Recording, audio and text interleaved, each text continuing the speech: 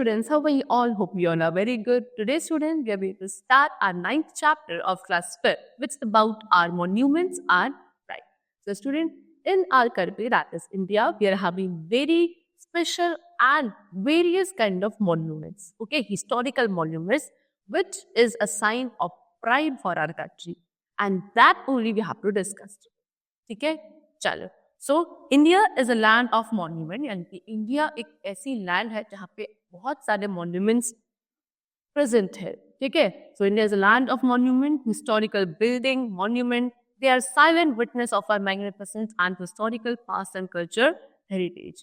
These are places of historic, scientific, and scenic interest. Our glorious past and rich well-lived heritage is reflected in our majestic monument.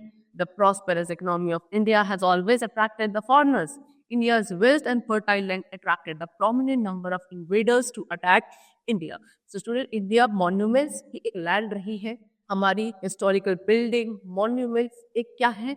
Silent witness है कि हमारा जो past है, जो हमारा culture heritage है, वो कितना मैग्निफिसेंट एंड प्रॉस्पेरस रहा है.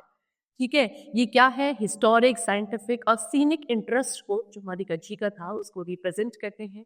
हमारा ग्लोरियस पास्ट, हमारी रिच वैल्यूड हेरिटेज दिखता है, रिफ्लेक्ट होता है इन मॉन्यूमेंट्स के थ्रू. हमारी इकोनॉमी जो है कंट्री की, इंडिया की, कितनी प्रॉस्पेरस रही है ना. और इस प्रॉस्पेरस इकोनॉमी ने कि हमेशा जो फॉरेनर्स से उनको क्या किया है? अट्रैक्ट किया है टुवर्ड्स इंडिया. ठीक है, हमारी वेल्थ, हमारी फर्टाइल लैंड से हमेशा क्या रहे हैं? बहुत सारे इन्वेडर्स अट्रैक्टेड रहे हैं, जिसके कारण इंडिया पे हमेशा अटैक हुआ है. ठीक है, चलो. सो अब इन्हीं हिस्टोरिकल मॉन्यूमेंट्स के बारे में हम डिस्कस करेंगे. So student, when invaders came to India, they brought many new ideas of architecture, painting, sculpture, and other crafts with them. Our historical buildings are a unique blend of the influence of European and Iranian style and our own native style. The architecture of the monuments and their paintings and gardens tell us about the people at that time and the social, political, and religious beat. तो जब सुने invaders हमारे देश में आए थे, तो वो बहुत सारे न्यू आइडियाज अपने साथ लेकर आए, आर्किटेक्चर के, पेंटिंग, स्कल्पचर एंड क्राफ्ट के. ठीक है, अब हमारे जो ये मॉन्यूमेंट्स है, हिस्टोरिकल बिल्डिंग्स है, ये एक यूनिक ब्लेंड है यूरोपियन, ईरानियन और हमारे खुद के आर्किटेक्चर स्टाइल का. ठीक है, सबका ब्लेंड, सबका मिक्सअप है जो इन मॉन्यूमेंट्स के थ्रू रिफ्लेक्ट होता है. ठीक है, हमारा जो मॉन्यूमेंट्स का आर्किटेक्चर है, पेंटिंग्स है, कार्विंग्स है, ये क्या बताती हैं? ये उस टाइम पे लोग जो रहते थे, इनका जो पास्ट टाइम रहा है, उनके सोशल, पॉलिटिकल, रिलीजियस बिलीफ को दर्शाया जाता है इन हिस्टोरिकल बिल्डिंग्स एंड मॉन्यूमेंट्स के थ्रू. तो अब इन्हीं मॉन्यूमेंट्स के बारे में थोड़ा बहुत डिस्कस करते हैं, जिसमें कि सबसे पहले we are having Taj Mahal. See, student, this is a picture of Taj Mahal which is situated in Agra. Okay, chalo. So Taj Mahal is one of the 7 modern wonders of the world. It is situated in the city of Agra, Uttar Pradesh, about 200 kilometers from Delhi on the bank of the river Yamuna. Taj Mahal क्या है? World में जो 7 wonders है उनमें से एक wonder Taj Mahal है. ठीक है, कहाँ? आगरा सिटी, उत्तर प्रदेश स्टेट में आगरा सिटी है, वहाँ ये सिचुएटेड है. कितना? दिल्ली से अराउंड 200 किलोमीटर से दूर डिस्टेंस पे है, यमुना रिवर के बैक पे.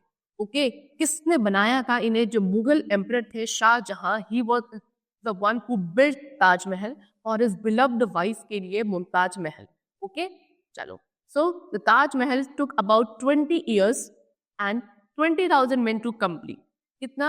20 years लगे थे ताजमहल को बनने में, and around 20,000 men के थ्रू ये कंप्लीट किया गया था. It was constructed in Persian, Indian and Islamic style and designed by Persian architect. ठीक है, इसकी जो डिजाइनिंग थी, जिसको जो बनाया गया था, पर्शियन, इंडियन और इस्लामिक स्टाइल में बनाया था, लेकिन इसका जो आर्किटेक्ट डिजाइन किया था वो एक पर्शियन थे. मेजेस्टिक व्हाइट मार्बल इसमें यूज किया गया है, जो इसकी कलर और ब्यूटी के लिए सबसे ज्यादा responsible. Next is Qutub Minar. So this is a picture of Qutub Minar. It is one of the finest monument in India. It was started by Qutubuddin Aibak in 1193. इसको बनाना किसने शुरू किया था? कुतुबुद्दीन ऐबक ने 1193 में बनाना शुरू किया था, लेकिन इसको कंप्लीट किया था इनके जो सक्सेसर थे, इल्तुतमिश ने. ओके, कितना? 238 फीट या फिर बोला 72.5 मीटर इसकी हाइट है, 3779 स्टेयर्स इसके अंदर हैं और टॉलेस्ट ब्रिक मिनारेट पूरे वर्ल्ड में ये माना जाता है। Next is Ajanta and Ellora caves. Okay, चलो, Ajanta and Ellora caves are known for cave temples and architecture that attract the tourists in large numbers. These are the best examples of rock cut architecture which was built by the Pallavas who ruled there. Ajanta and Ellora caves किसके लिए? अपने cave temples और architecture के लिए जाने जाते हैं, जिसको देखने के लिए बहुत सारे टूरिस्ट डिफरेंट कंट्रीज से आते हैं। ये एक बहुत अच्छा एग्जाम्पल है रॉक कट आर्किटेक्चर का, यानी कि कैसा आर्किटेक्चर जिसमें पत्थरों को काट के, ठीक है, डिजाइनिंग दी गई है। इनको पल्लव्स ने बनाया था क्योंकि उधर उन्होंने ही रूल किया था। Both the caves have an interesting mix of scriptures from Hindu, Buddhist and Jain faiths. These are situated at Aurangabad. कहाँ है अजंता एंड एलोरा केव्स? औरंगाबाद में है। 2 केव्स है जिसमें क्या काफी इंटरेस्टिंग मिक्सअप किया गया है, हिंदू, बुद्धिस्ट और जो जैन के फेथ हुआ पंडित है उन सबके स्क्रिप्चर्स का मिक्सचर है इन दोनों केव्स में। Okay, these are Ajanta and Ellora caves situated in Aurangabad. Next is Sanchi Stoop. So this is Sanchi Stoop. ठीक है? Among the earliest monuments that have survived are the Buddhist stoops. The stoop once housed relics of Sariput and Moggallana, 2 of the most important disciples of Lord Buddha. So जो बहुत पुराने monuments में से जो आज तक सर्वाइव कर रहे हैं उनमें से एक है बुद्धिस्ट के स्तूप की।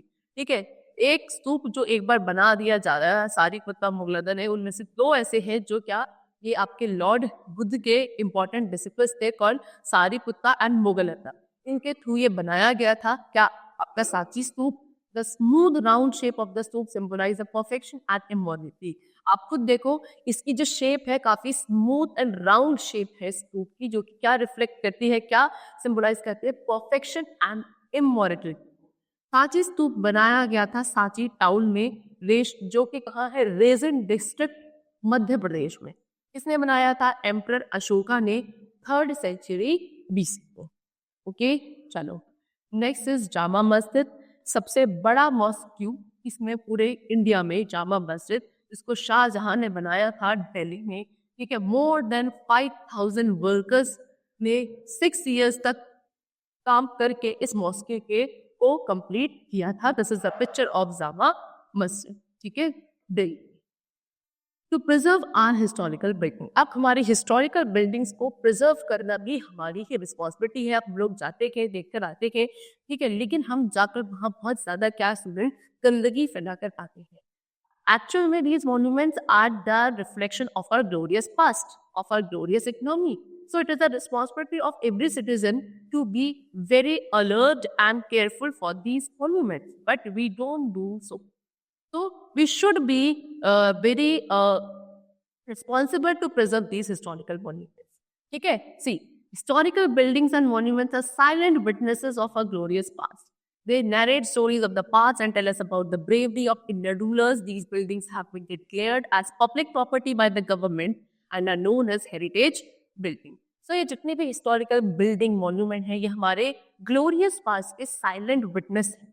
ठीक है, ये क्या दिखाते हैं, हमारे पास में जो चीजें हुई हैं वो सभी स्टोरीज को ये नरेट करते हैं, हमारे इंडियन रूलर्स की ब्रेवरी को रिप्रेजेंट करते हैं। इन सभी बिल्डिंग्स को पब्लिक प्रॉपर्टी डिक्लेयर किया गया है बाय द गवर्नमेंट और इनको हम हेरिटेज बिल्डिंग्स के नाम से भी जानते हैं। तो अब हम हिस्टोरिकल मॉन्यूमेंट्स को कैसे प्रोटेक्ट कर सकते हैं? सी, सो हमारे इंडिया में न्यूमरस यानी कि नंबर ऑफ हिस्टोरिकल बिल्डिंग्स है। सो जब हमें मॉन्यूमेंट्स को विजिट करने जाते हैं, so we must cooperate with the care taker of the building. So इन बिल्डिंग के जो केयर टेकर रहते हैं उनके साथ हमें कॉपरेट करना चाहिए। Observe general rules of cleanliness in the public places. Public place में जो जनरल रूल्स आपको बनाए गए हैं क्लीनलीनेस के, वो हमें वहाँ फॉलो करने चाहिए। और inform the staff on duty somebody tries to harm them. और अगर आपके सामने आपको खुद ऐसे लग रहा है कि कोई इन मॉन्यूमेंट्स को हार्म करने की कोशिश कर रहा है, तो आपको वहाँ जो स्टाफ है उनको इन्फॉर्म करना चाहिए, so that they can take any strict measure against them. Okay, strict action against them. So student, that's all for the chapter. The chapter is completed over here. Hope you all like and understood the chapter. Thank you everyone.